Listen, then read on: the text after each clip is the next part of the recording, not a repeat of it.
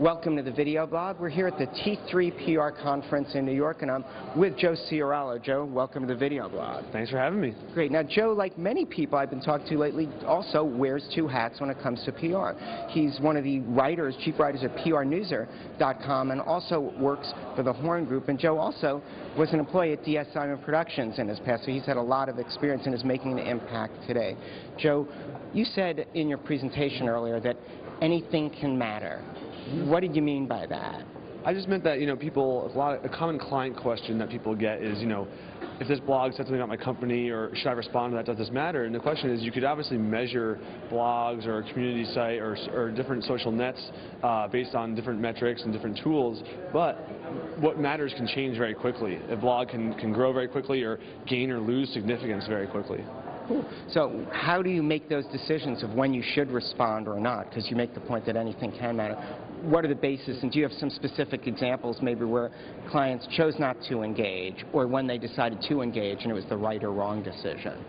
Sure. I mean, everyone's looking for the magic bullet or the line in the sand. I think Jeremy Pepper, who was also on the panel, said that there is no magic rule, but what you can do is just evaluate it. Is this someone, who we've worked with in the past, who knows the company? Are they, you can, see basically what they're doing online, and are they influential? And I'm not saying you'd exclude someone because they're not, like I said, you can go back and forth.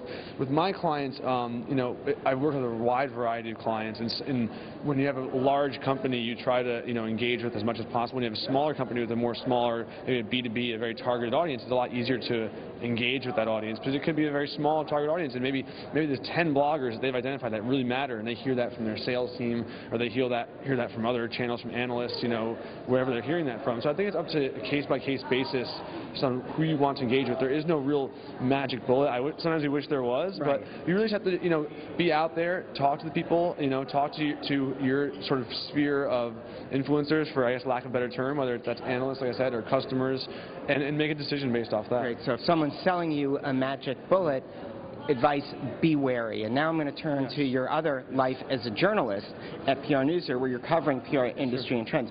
Is PR making mistakes, missing the boat? And we welcome the people walking around. Always adds excitement to the end. Anything can happen here. We're live here from PRSA T3 conference. So are we missing the boat? Or is PR as an industry missing the boat? Are they going to lose out? It's a tough economy. Things are changing. Is it going to become a marketing function, an ad function?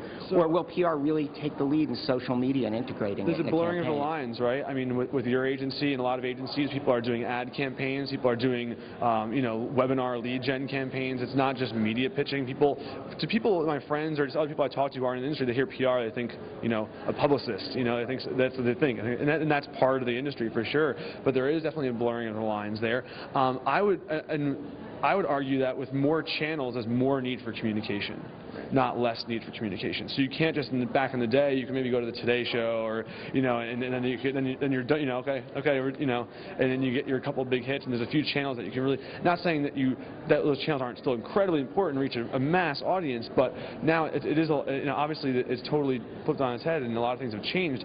What people I've talked to in the industry, growth numbers are still really, really good right now. We'll see Q4 into Q1 how those budgets change based on the economy. What we've seen in Q2 and Q3 are that the numbers are still strong from the independents. If you look at the Dwyer's or PR Week rankings, and if you look at the holding companies, the numbers are strong. Great. So what are some opportunities for PR going forward as a final thought? You're with a PR agency, you're trying to direct where they should be putting their emphasis. Sure.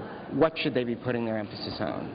In my opinion, a lot of PR practitioners go into the office, and their boss maybe wants them to sit behind the desk and email and call and email and call. But what are we doing right now? We're at a show. We're meeting reporters. We're engaging, engagement is thrown around a lot, but be out there. Think about where are the reporters hanging out? Maybe they're hanging out at an event or a conference or somewhere that maybe they even meet at a bar every week. And just by going there and showing that you care about what they're writing, and maybe you can be a source for them and help them out with their story, you already put yourself ahead of 99% of the other PR practitioners who maybe are just sending, their weekly email on every client announcement and not really trying to think in the reporter's brain and how they can help them out. Perfect. And that's a perfect close, except one thing I realized. Sure. Some people who watch this might not be as familiar with PRNewser as they should. Can you give me a quick 2-sentence wrap-up of what you're doing with that site? I appreciate that, Doug. So PRNewser.com is part of MediaBistro.com and one of the largest media industry sites. So we're just covering the PR industry from a news perspective. We cover all, everything from client wins, hires, cool campaigns, everything going on in the industry. We welcome you to get in touch with us, and we are a PR industry news source. Cool. Thanks for being with us. Appreciate it. Thanks for having me, Doug. My pleasure. Appreciate it.